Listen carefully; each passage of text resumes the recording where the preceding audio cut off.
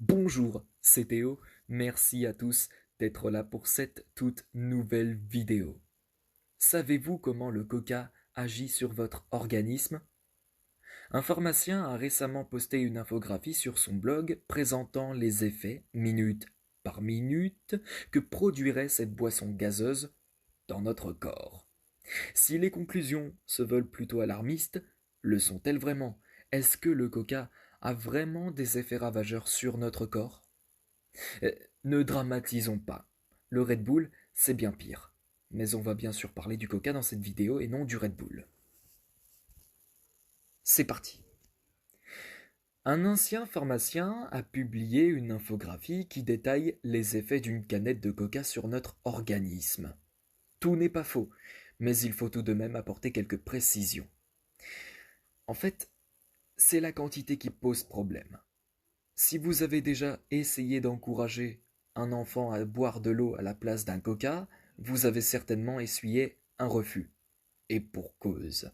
Dans l'eau, il n'y a pas la notion de plaisir.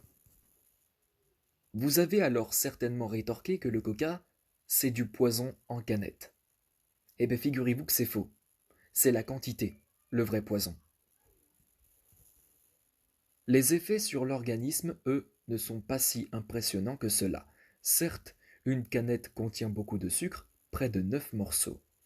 Mais cela ne représente pas 100% des apports journaliers conseillés, contrairement à ce que rapporte l'infographie. L'OMS recommande un maximum de 50 grammes de sucre par jour, donc une canette représente les 2 tiers de ces apports, ce qui n'est tout de même pas négligeable.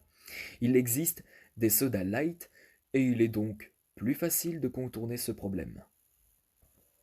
L'infographie nous apprend également que l'on devrait vomir après avoir bu son coca, mais que cela n'est pas le cas grâce à l'acide phosphorique présent dans la boisson. C'est faux. Je ne vois pas pourquoi un coca ferait vomir. Je pense que le but recherché est de diaboliser la célèbre boisson en l'assimilant à un poison que le corps vomirait. Et ça, c'est plutôt honteux. Parce que ça incite les gens à ne plus en boire, tout simplement. Voilà. Sachez qu'un coca vaut mieux qu'un Red Bull. Si, si, c'est vrai. Il est clair que sur le plan médical, boire de l'eau, plate ou gazeuse, est toujours mieux que de boire une boisson alcoolisée ou tout autre soda, qu'il soit light ou décaféiné. En revanche, un coca est toujours meilleur qu'une boisson énergisante. Si l'on prend la route de nuit et que l'on veut se stimuler pour rester éveillé, un coca est préférable à une canette de Red Bull par exemple, ce dernier étant beaucoup plus concentré. En ce qui concerne l'apport calorique, il est important dans le coca, mais comparable à celui des boissons alcoolisées, des jus de fruits ou du lait. La nature des sucres est différente, mais au final, c'est surtout la quantité ingérée qui peut poser problème. Une précision tout de même. Contrairement à l'alcool, il n'y a pas d'effet addictogène dans le coca. On ne peut donc pas devenir accro au coca. Même si une personne en boit quotidiennement, elle n'aura pas de sensation de manque physique si elle arrête d'en consommer. Et puis, une canette ne va pas vous tuer. De manière générale, ce sont les personnes devant limiter leur consommation de sucre qui devraient surveiller leur consommation de coca ou bien prendre du light. Je veux bien sûr parler des personnes en surpoids, diabétiques ou pré-diabétiques. Quant aux allégations d'hypoglycémie réactionnelle induites par les boissons sucrées chez un consommateur à jeun, elles peuvent entraîner des réactions de nervosité, fatigabilité et d'irritabilité.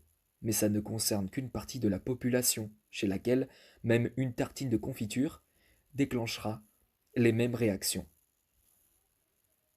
Mais sinon, une canette de coca ne va pas vous tuer. Bien sûr, si vous en buvez 2 litres par jour, c'est excessif. Mais boire 5 litres d'eau par jour, c'est excessif aussi, et cela peut causer des problèmes. En fait, tout est une question de quantité.